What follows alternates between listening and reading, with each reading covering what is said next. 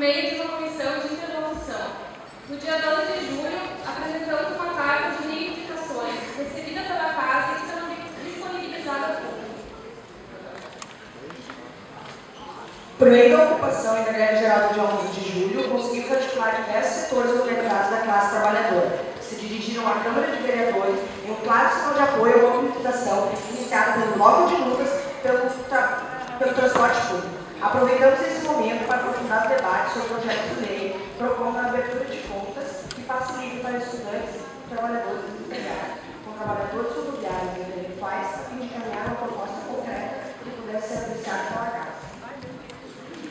Em meio a isso, percebemos, como de costume, uma postura constante da mídia de criminalizar os manifestantes, apresentando-nos como um movimento inacessível ao diálogo, chegando ao ponto de plantar factóides difamatórios com o objetivo de desestabilizar a ocupação, isolá-la da sociedade e, a partir disso, dar sinal verde à repressão. Apesar disso, continuamos promovendo um contexto produtivo de debate, com um diálogo sempre aberto com os vereadores que puderam nos apresentar uma contraproposta que foi posta em avaliação pelas Assembleias Gerais do Movimento.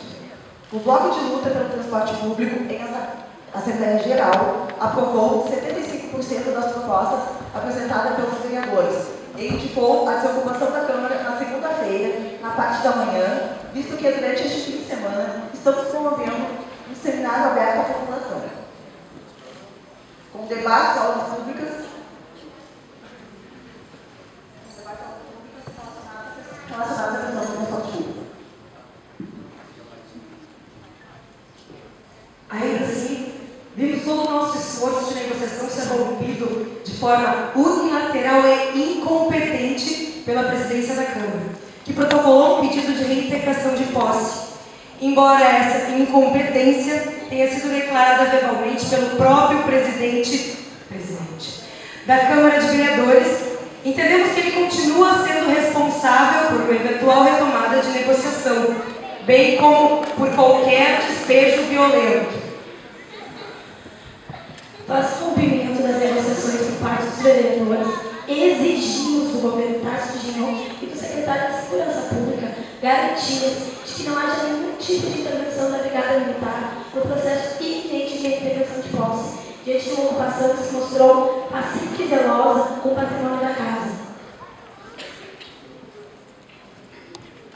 Seguiremos mantendo a calma e a tranquilidade do nosso movimento, mantendo firmes nossos propósitos. Sabemos que o pedido de reintegração reflete, antes de mais nada, o desespero e a incompetência da presidência da Câmara para com os anseios do povo.